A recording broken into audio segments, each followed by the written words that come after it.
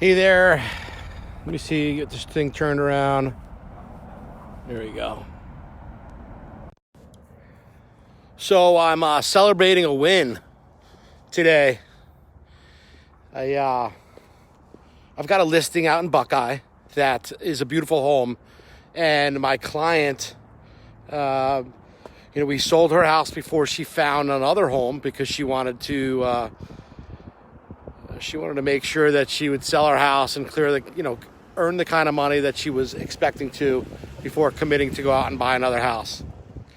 And so I marketed the property, held it open, had a few offers, and we accepted one from a very strong buyer who is a veteran. And I'm a big advocate of doing business with the veterans, those that serve our country, right? And so the VA offers 100% financing to our veterans. One of the issues that we have, though, is sometimes veteran VA appraisals come in light. They come in low. And so there's kind of a stigma of accepting a veteran offer. And if the property maybe is not, perfect, so there's concerns about veteran appraisal. So on Thursday of last week, I received notice from the lender of Tidewater Initiative. So what Tidewater Initiative is it's notice from the appraiser that at first glance or that by a preliminary review of the comparables, they just don't see the value to support the purchase price. It doesn't say, it's not saying that it's over, that the house won't appraise, but it's a pretty strong indication that the house likely will not appraise. And so a little bit of background on this particular house.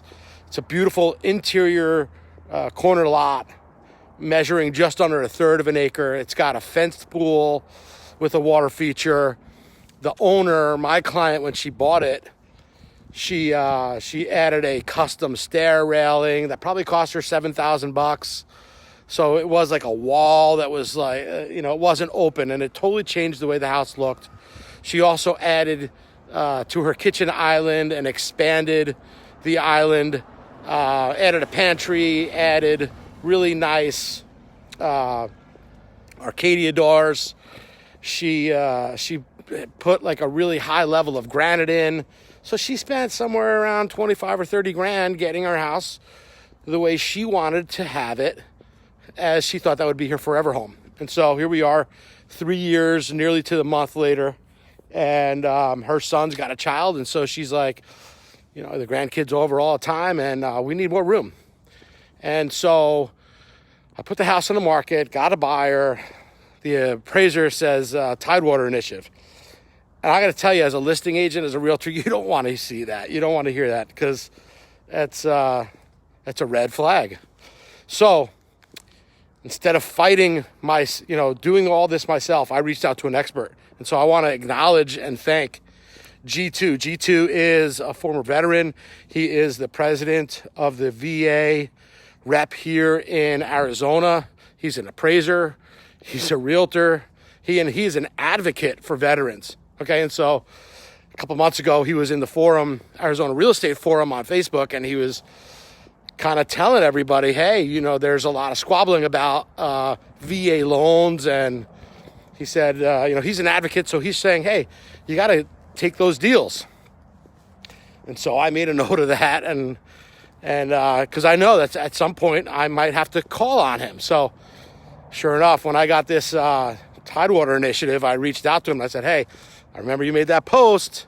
And I had reached out to him because he said, anybody that's interested, I'll provide you some documentation that you could use to provide a case for yourself to respond to such a Tidewater Initiative.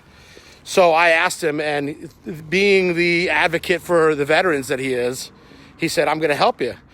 So now, this is teamwork, right? This guy doesn't work with me. He doesn't work for me. I don't work for him. He just wants to see his buddies, his veterans, be able to get into a house, which is, it's just great. And so he helped me by gathering information on the home and putting together a response. Now, we went back and forth because he's also saying, hey, this is looks like your value's a little high. I don't think it's going to happen. And so I argued with him too, right? And said, hey, I don't like the comps that you're pulling, and here's why. So my argument is this, right? There's 4 comps in the neighborhood, which is sufficient for the appraiser to use, that are model matches. So subject property is 2,469 square feet.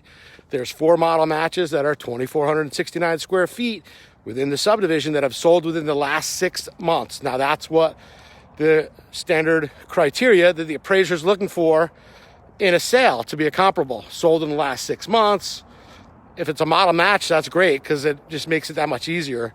Or, a comparable home. So they're going to take 2-story and match it with a 2-story. They're never going to match a single story with a 2-story. And so my argument was those 4 model matches, they weren't going to work for me. They weren't going to work for that appraiser. For the appraisal, because those, all right, so the highest priced comp was at $275,000. My contract is at $315,000. There's a $40,000 difference. That was the 275 was the highest priced model match comp. The others were like 255, 260. And so my whole argument was that the buyer of this particular home is buying the whole ball of wax, not just features, right? And so they're buying the fact that the house is on 1/3 of an acre, that it's on a corner lot, that it's got a fenced Pebble Tech pool, that it's got an RV gate because the husband owns a business and he can park his vehicle securely behind that. And new buyers are in the same situation. They're looking only for that. And they were passing by the model that was sitting on a 6,000 square foot lot because it wouldn't have all of those same features that comprise the whole ball of wax, if you would. And so the appraiser came out on Saturday morning. I went out and met him, not to influence him at all because that's just not how it works. But so I went out, I brought everybody donuts. I said hello. I asked if there's any questions that I can help answer about this house. And the owner's here, she can help answer what she's done. He was there a few minutes before me. He said, no, I already got everything. I said, okay, I'll just be out of your way then. And then this morning I got a message from the lender saying, you got to call me. The appraisal came in. So I'm like, oh no. So I call him and he's like, guess what the figure is? And I said, $300,000. And all weekend I'm thinking I got to go have a conversation with my seller that the house came in light on the appraisal, and really that's going to determine what the house sells for. Especially with a veteran, they're going 0 down. They're going to stand on that appraisal. So I said $300,000. He goes, no, it came in at $315. I was like, you got to be kidding me. I had really pretty much given up on thinking it was going to come in at full value, but I'm just so glad it did. And the response that G2 helped me to craft, right? And really, he started out doing it, and then I was like, I don't like that comp. And so I convinced him that we needed to use comps that were like. And so I haven't seen the appraisal yet. I'm getting the approval of the buyer to share it with me so that I can review it and see how my response actually correlates to what he came up with. And so I do know this from the lender. The lender said that he did go out of the subdivision, and he made notes that he went, the reason why he went out of the subdivision is because he wanted to find truly comparable properties. So all that work and all that back and forth with G2 and arguing and putting this CMA together actually worked out really well. I called my owner. I said the values come in, and not only that, but it was signed off by the buyer's lender. So That gets to whenever you're in a finance situation, there's 4 sales that go on. A finance situation in a home. The first sale is selling the listing price, right? And so the meeting of the minds between the realtor and the owner to list that house at the right price. And then the second sale is to the market to get somebody under contract. That's the second sale. And the third sale is that appraisal. And then the fourth sale is to get past the underwriter, because the underwriter is the gatekeeper for the lender to make sure that they're making good loans. And so I'm excited. That's a big win. I really was, I was worried for my client because, hey, if that comes in 15 grand light and she has to sign off on that deal, that's 15 grand that she doesn't have to put new furniture in her house or to put it in the bank or whatever it is that she wanted to do. And I tell you this, it's not to impress upon you about myself. I do take what I do really to heart, right? I want to win for you. I'm sharing this with you because I'm looking to be your realtor. And but I'm sharing this with you because I want you to realize that my goal is my client's goal, and then we've achieved that here.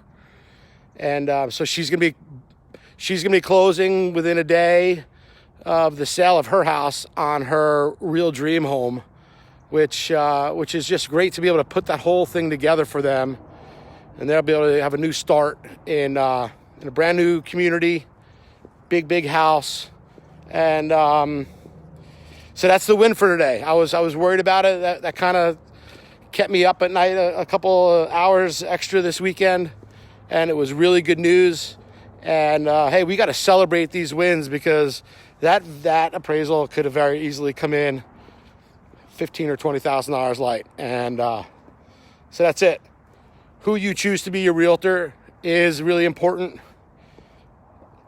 It's the biggest financial decision you're going to make. When you buy a house, use somebody that's got a lot of experience, that's going to pull for you, it's going to work for you, and that has your best interest in mind and in heart. I'm Andrew Texidor with Homesmart, and I'd love to be your realtor. 602-909-9414. Hey, Jimmy D. All right, everybody, make it a great day. It's about 70 degrees out here in Arizona. And December 16th. Golf courses are in great shape. Thanks for spending a couple minutes.